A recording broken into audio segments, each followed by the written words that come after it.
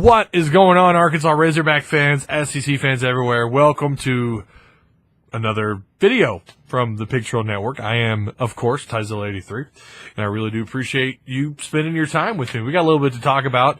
Our neighbors to the west had something going on. They passed a certain bill, and I want to talk about it for just a minute. So, yeah, let's dive in. Maybe there was quite a bit of sports news, actually, the last couple of days. Obviously, we got the NBA playoffs. Players talking trash. You've got the NFL draft coming up and all sorts of just news everywhere. But maybe this one kind of flew under your radar a little bit. Listen to this. If you're in the state of Oklahoma, you're probably already well aware of this. Or if you're a fan of one of the schools, Oklahoma, Tulsa, Oklahoma State, you're already well aware of this, I'm assuming. But the state of Oklahoma has passed a law that will allow its universities to sue sports boosters and agents who expose the school to NCAA sanctions. Governor Mary, I think, is it Fallon or Fallon? Mary, whatever. She signed Senate Bill 425 last week, the Oklahoman reported. The law will allow for lawsuits against third parties who ignite penalties and financial losses against schools. That would give the courts the power to order a booster or an agent to pay damages to the school. The law is set to go into effect November 1st of this year. If you're to ask me, Ty, is this worth Oklahoma time? Is this worth the governor's time? Is this a good idea? Should other states pick this up? Well, that's the question I'm going to have for you, actually, down below in the comment section. I want to know what you think of this. If you want my opinion, I don't see what harm this does, because we know that the schools have been in plenty of trouble when boosters get involved.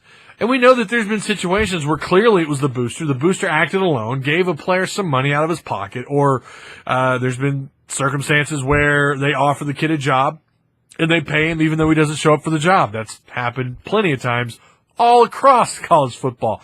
Boosters constantly can be a bit of an issue, and things happen without, schools knowing. Now, should said programs keep a better eye on their student athletes? Of course. But you got to think about how many student athletes they have. Think about how large a roster is for a college football team, and then think you've got a basketball team to worry about. Obviously the other sports, baseball and track. You've got a lot of people with your athletic program, a lot of students you have to keep an eye on. So it's easier said than done. Obviously football and basketball are priority number 1 and 2 for them to keep an eye on. But there have been so many times where this has happened and the NCAA catches them, they get strikes or whatever.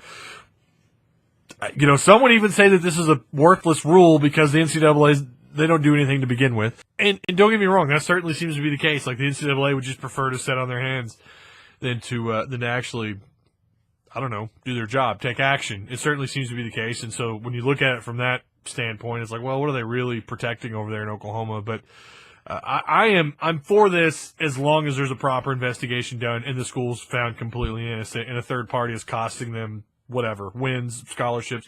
Sure. And there is monetary value in that because we know that college football is a business. Everything is measured in dollar bills, and that's just the way it works. And if you don't like that, well, I don't know what to tell you, but it's a business and they have a right to protect their assets. And that's a whole other video. Then we start to talk about the care of the players. What do they deserve? That's a whole other video for a whole other time. But I'm going to stand by with what I said earlier in the video. I support this bill. Again, as long as I think, there needs to be proper investigation done. And if the school's found innocent and the third party agent or boosters found clearly like they acted on their own or that they did act on their own, then yeah, they ought to be able to take them to court. So, I don't know. Again, let me know what you guys think down below in the comment section. Should this be something that other states adopt? Should more states pick this up, or should this just stay in Oklahoma and nowhere else? Nobody should copy this. Let me know down below in the comment section, guys. That's going to be it.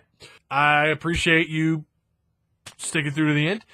You guys know what to do. Like, comment, share the content that you've just watched. Of course, if you haven't already, feel free to tap that lovely subscribe button down below.